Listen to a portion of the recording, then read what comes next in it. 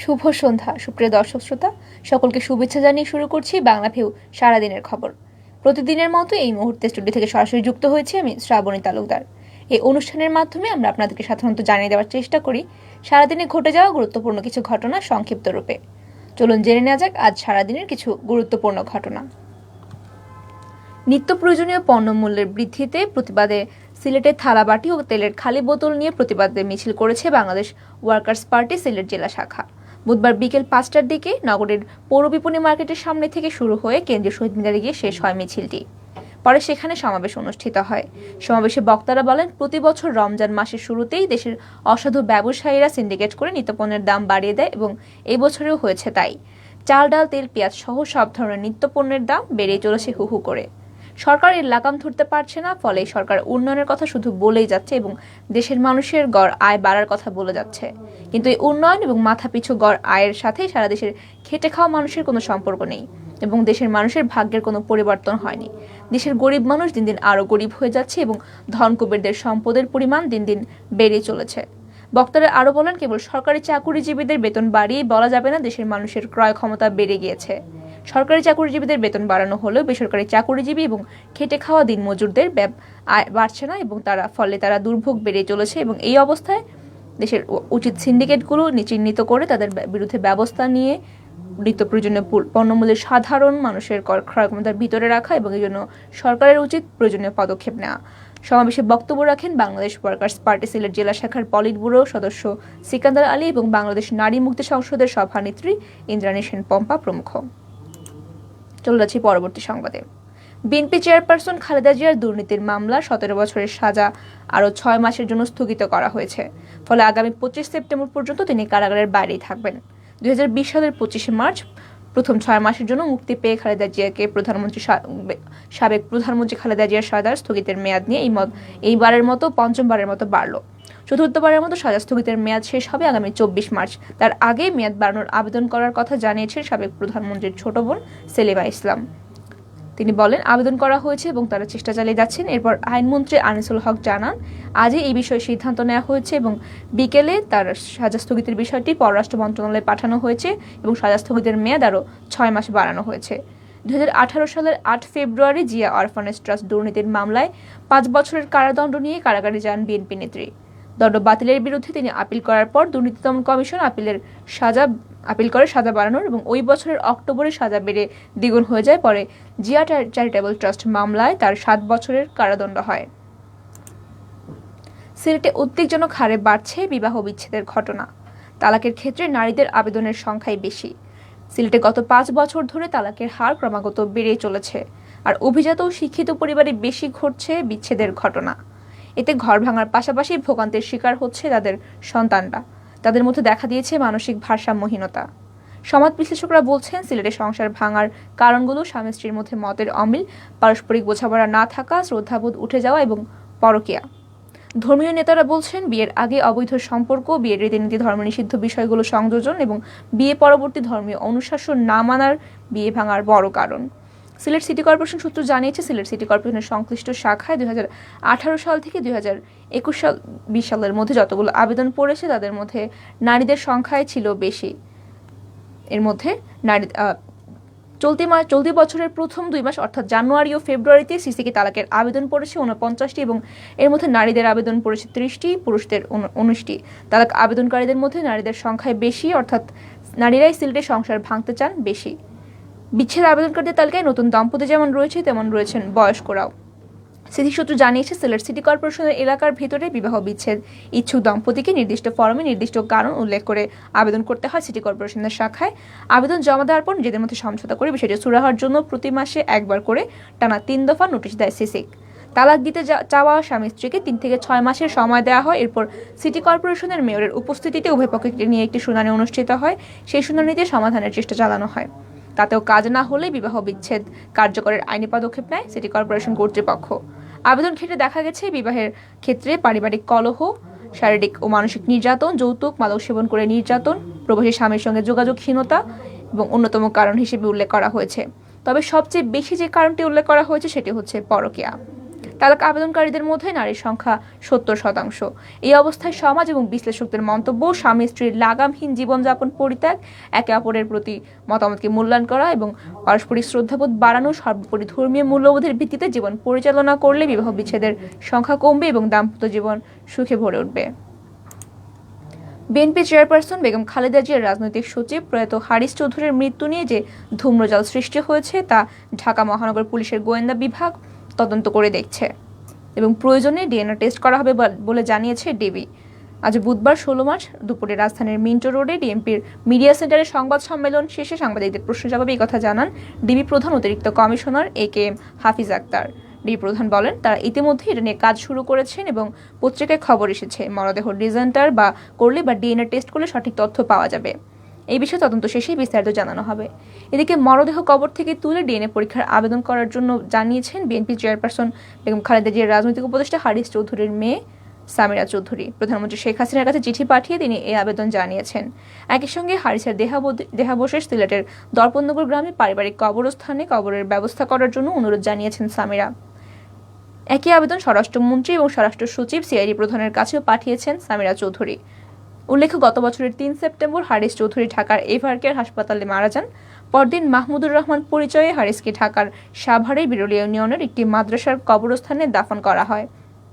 তবে হারিস চৌধুরীর মৃত্যুর বিষয়টি নিশ্চিত না হওয়ায় আন্তর্জাতিক পুলিশ সংস্থা ইন্টারপোল থেকে তার নাম যে রেড ওয়ারেন্ট ছিল তা এখনো সরানো হয়নি।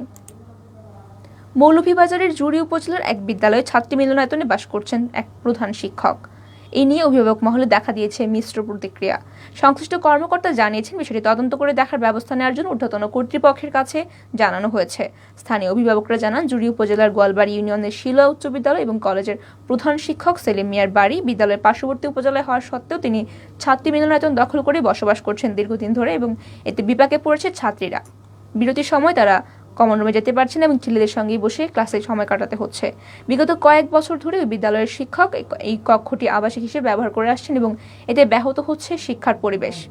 এ নিয়ে শিক্ষার্থী, শিক্ষক এবং অভিভাবকদের মধ্যে মিশ্র প্রতিক্রিয়া সৃষ্টি হলেও কর্ণপাত করছেন না প্রধান শিক্ষক।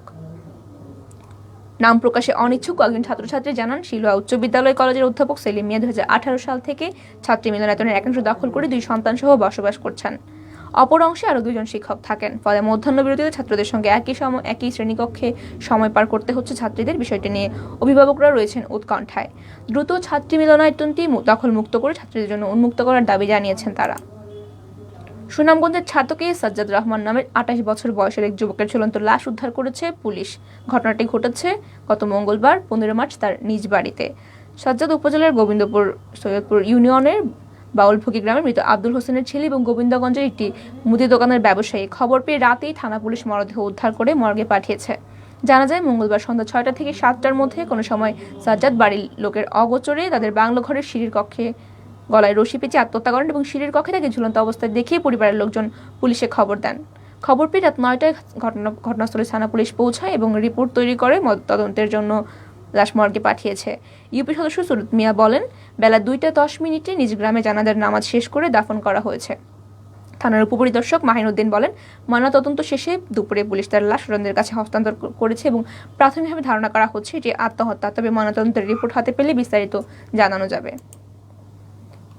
সিলেটে আশঙ্কাজনক হারে বাড়ছে অনাকাঙ্ক্ষিত মৃত্যু। 2 দিনে অস্বাভাবিকভাবে লাশ হয়েছেন 6 জন। এর মধ্যে রয়েছে সড়ক দুর্ঘটনার মৃত্যু, কোনোটি হত্যা আবার কোনোটি আত্মহত্যা।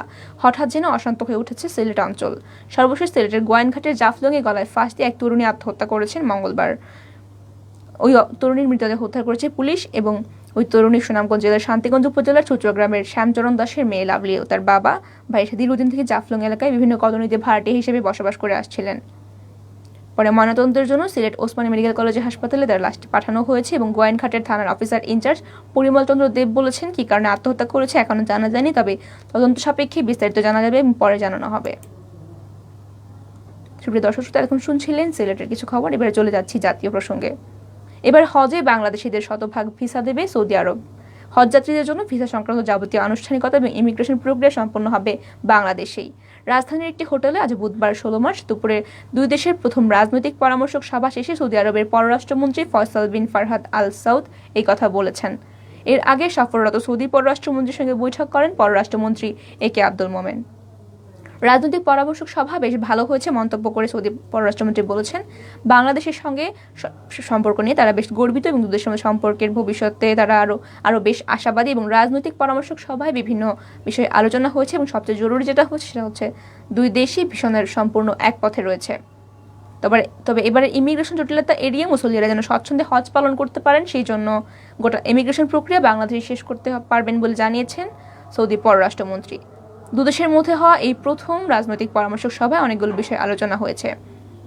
দুই দেশের আনুষ্ঠানিক বৈঠকের আগে সকাল 9:30টায় গণভবনে প্রধানমন্ত্রী শেখ হাসিনার সঙ্গে সৌজন্য সাক্ষাৎ করেন আরবের পররাষ্ট্রমন্ত্রী। দ্বিপক্ষীয় সভা শেষে দুই দেশের মধ্যে একটি চুক্তি ও একটি সমঝোতা সই হয়। কোভিড-19 মহামারীর কারণে প্রায় 2 বছর বন্ধ থাকা বাংলাদেশ ভারত যাত্রীবাহী ট্রেন 26 মার্চ থেকে আবারও চালু হচ্ছে।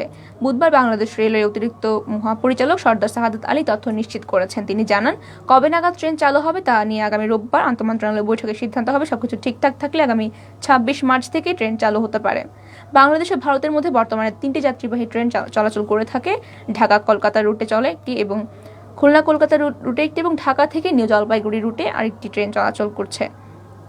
করোনা যাত্রীবাহী ট্রেন বন্ধ থাকলেও ভারত থেকে রেলপথে পণ্য পরিবহন করা অব্যাহত ছিল। 2020-21 অর্থ বছরে ভারত থেকে রেলপথে আমদানি হয় 36,94,000 মেট্রিক টন এবং এর আগের অর্থ বছরে আমদানির পরিমাণ ছিল 16,34,000 মেট্রিক টন। এবারে চলে যাচ্ছে আন্তর্জাতিক প্রসঙ্গে। ইউক্রেনের রাশিয়ার অভিযান শুরুর পর 21 দিন গড়িয়েছে। চলমান হামলায় এখনো পর্যন্ত দেশটির উত্তর পূর্বাঞ্চলের খার্কিভ শহরের কমপক্ষে 500 বাসিন্দা নিহত হয়েছেন বলে জানিয়েছে ইউক্রেনের জরুরি সেবা সংশ্লিষ্ট কর্তৃপক্ষ। ইউক্রেনের দ্বিতীয় বৃহত্তম শহর খার্কিভ। গত কয়েক সপ্তাহে সেখানে হামলা জোরদার করা হয়েছে, তবে গোলাবারুদের ঘাটতির কারণ থাকাতে খার্কিভ ঘেরাও করতে কঠিন পরিস্থিতির মুখে পড়তে হচ্ছে রুশ সামরিক বাহিনীকে। ইউক্রেনের জরুরি সেবা বিভাগের দেওয়া সর্বশেষ তথ্য অনুযায়ী খার্কিভের এলাকায় একটি বহুতল ভবনে রাশিয়ার বোমা হামলায় 2 জন নিহত হয়েছেন এবং তবে জরুরি সেবা দেওয়া এসব নিহতের সংখ্যা স্বতন্ত্রভাবে যাচাই করতে পারেনি বিবিসি। এদিকে রাজধানী কিয়েভে 2 দিনের কারফিউ চলার মধ্যেই স্থানীয় সময় আজ বুধবার সকালে শহরটির বিভিন্ন আবাসিক ভবনে বোমা হামলা চালিয়েছে এবং হামলার পর কয়েকটি ভবনে আগুন ধরে যায় বলে জানিয়েছে দেশটির জরুরি বিভাগ। এবার চলে যাচ্ছি করোনা প্রসঙ্গে। বঙ্গবন্ধু শেখ মুজিবুর রহমানের জন্মবার্ষিকী উপলক্ষে কাল বৃহস্পতিবার থেকে 31 মার্চ পর্যন্ত 3,25,00,000 ডোজ করোনার টিকা দেওয়া হবে। এক বিশেষ কর্মসূচি হাতে নিয়েছে সরকার। এই সময় পর্যন্ত প্রথম, দ্বিতীয় এবং বুস্টার ডোজের টিকা দেওয়া হবে। আজ বুধবার রাজধানীতে এক সংবাদ সম্মেলন তথ্য জানিয়েছেন স্বাস্থ্যমন্ত্রী জাহেদ মালেক। 26তম জাতীয় কৃমি নিয়ন্ত্রণ সপ্তাহ উদযাপন উপলক্ষে অবহিতকরণ সভা শেষে আজ দুপুরে এই সংবাদ সম্মেলনটি করা হয়। স্বাস্থ্যমন্ত্রী আরও বলেন, এবং তারা একটি প্রোগ্রামে বসেছেন যেমনটা আগেও হয়েছে এবং সেটি হবে বুস্টার ডোজ, দ্বিতীয় ডোজ এবং প্রথম ডোজ নিয়ে।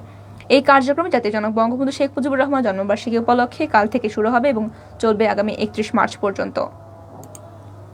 শেষ করার আগে জানিয়ে দেব সারা দেশের বর্তমান করোনা ভাইরাস পরিস্থিতি। চলতি বছরে করোনায় প্রথম মৃত্যুহীন দিন ছিল গতকাল মঙ্গলবার এবং সর্বশেষ 24 ঘন্টায় দেশে করোনায় কারো মৃত্যু হয়নি। এই নিয়ে টানা 2 দিন মৃত্যুহীন দিন দেখলো বাংলাদেশ এবং গত 24 ঘন্টায় নতুন করে শনাক্ত হয়েছেন মাত্র 182 জন। গতকাল শনাক্তের হার ছিল 217। আজ বিকেলে স্বাস্থ্য অধিদপ্তরের নিয়মিত সংবাদ বিজ্ঞপ্তিতে করোনা ভাইরাসের সর্বশেষ আপডেটটি জানানো হয়েছে। এর আগে গত বছরের 21 নভেম্বর ও 9 ডিসেম্বর বাংলাদেশে করোনা ভাইরাসে কারো মৃত্যু হয়নি এবং দেশে করোনা ভাইরাসে আক্রান্ত হয়ে প্রথম মৃত্যু হয়েছিল 2020 সালের 18 মার্চ আর প্রথম করোনা শনাক্ত হয়েছিল 8 মার্চ। স্বাস্থ্য অধিদপ্তর জানিয়েছে 24 ঘন্টায় সারা দেশে 13,169 জনের নমুনা পরীক্ষা করা হয়েছে এবং পরীক্ষার বিপরীতে রোগী শনাক্তের হার 1.38%। আগের দিনই হার ছিল 1.54%, অর্থাৎ শনাক্তের হারও আজ কমে গিয়েছে। করোনায় দেশে এই পর্যন্ত রোগী শনাক্তের সংখ্যা 19,50,124 জন।